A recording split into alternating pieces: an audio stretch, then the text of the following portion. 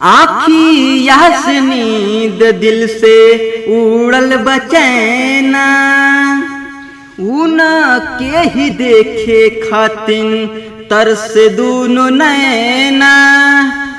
रही राति भर जागल हो, रोग प्यार के लागल हो। रही राति भर जागल हो, लागल प्यार के रोग हो। लोग कहता ते पागल हो, रही राति भर जागल हो। रोग प्यार के लागल हो, लोग कहता ते पागल हो। आँखिया से नींद दिल से उड़ल बचैना, ऊन के ही देखे खातिन तरसे दूनो नैना। रही रात भर जागल हो, रोग प्यार के लागल हो।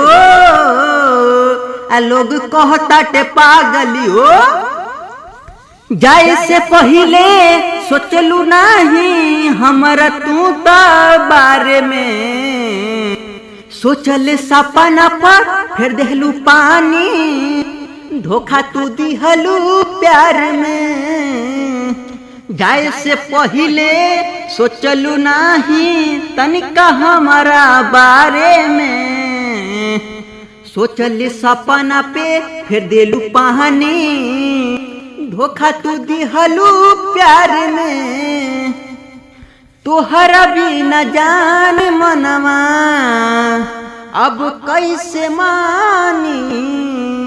तू का जान तारू हम कैसे जियतानी। घूमी दिल डाल के दागल हो, घूमी दिल लेके दागल हो। रोग प्यार के बलागल हो, लोग कहता ते हमके पागल हो। रही रात भर जागल हो, टिंकू विकास संगे विशाल हो तनिको। केहू से प्यार नहीं करिहा हो, अब केहू से न दिलवा लगई हो। दिल के दर्द सभे नहीं बुझेला, केहू के नाही अपन बनैया हो। केहू के नयापन बनैया हो। टिंकू विकास सिंटू प्यार न करिहा, केहू से दिल ना लगैहा हो। दिल के दर्द सब नहीं बुझेला, केहू के आपन न बनैहा हो।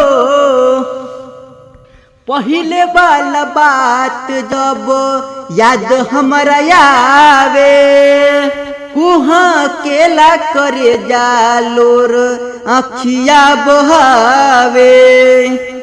दिल लेके बिया भागल हो, हर दिल लेके बिया भागल हो।